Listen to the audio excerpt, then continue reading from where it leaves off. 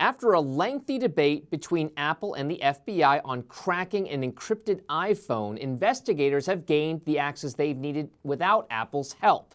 But this isn't the end of the privacy debate, not by a long shot. Joining us now to talk all about it is Dan Costa. He's editor-in-chief at PCMag.com. So Dan, first of all, let's recap what happened here. How did investigators actually access this encrypted data from the iPhone involved in those San Bernardino shootings?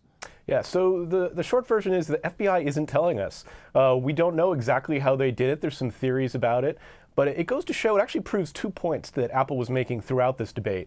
One is that just in terms of technology, there's no such thing as a completely secure system.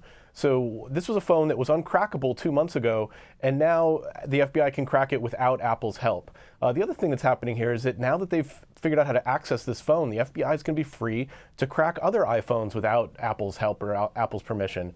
So they will be able to unlock not just this phone, but any number of other phones that are of the same variety. I guess it's safe to say that where there's a will, there's a way. So whenever somebody wants to figure out a way to hack something, they'll find a way to do it. Now, Apple here continues to stand firm in its support of user privacy. They put out a statement saying just that, even when national security concerns are raised. So is there anything that you think could happen that could change Apple's mind where it would actually want to help the government in these types of situations?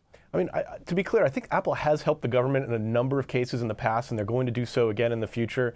Battle lines were drawn here over a specific device, and I think Apple was a little surprised that the FBI made as big a public fight of it as they did.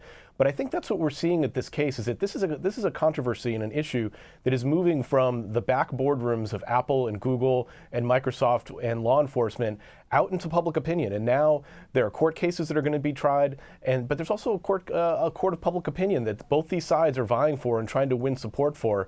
And the jury's out. I mean, we didn't reach any resolution here. We kind of fought to a draw, and both sides retreated to their corners, and both sides are going to continue doing what they were doing before. The FBI is going to continue to try and develop ways to crack these systems, and Apple's going to continue to find ways to secure them more strongly. And if they identify what the FBI did here, I'm sure they're going to close that loop very, very quickly. So Dan, this has broad implications. I'm glad you brought up the whole retreating to their sides thing, because it's not just Apple here, right?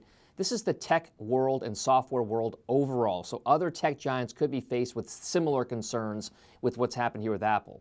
So how do you think the Apple FBI privacy debate and discussion could impact other companies' responses to these similar circumstances and cases? God forbid they happen in the future. Yeah, and the thing is, they will happen in the future. We know it's going to happen in the future. We don't know the specific phone, we don't know the specific operating system, the time or the circumstance, but it is going to happen, and it is going to affect every tech company. I think you see two things happening. That's why the tech industry rallied behind Apple with very few exceptions and supported their claims. And there's really two issues at play here. One is consumer privacy.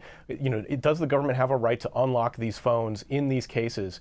And the second one is a very legitimate business concern, which is that, in the wake of the Snowden leaks, U.S. tech companies were dropped by a lot of foreign clients. There are a lot of foreign consumers and a lot of foreign governments and a lot of foreign companies that don't want to do business with U.S. tech companies if there are going to be these back doors built into the software, built into the hardware, built into all of their platforms. So there's some real business issues at stake here, too. All right, so Dan, it sounds like the bottom line here is the story is not about to end anytime soon. Thanks so much, Dan Costa, editor-in-chief over at PCMag.com. And thanks for watching. I'm Dominic Chu. Have a great day. Hey CNBC fans, thanks for checking out our YouTube channel. Here you're going to find videos packed with all of the information that you need to be smarter about your finances. You can subscribe by clicking right here and click on all the videos around me or the I right here to watch the latest from CNBC. Thanks for watching.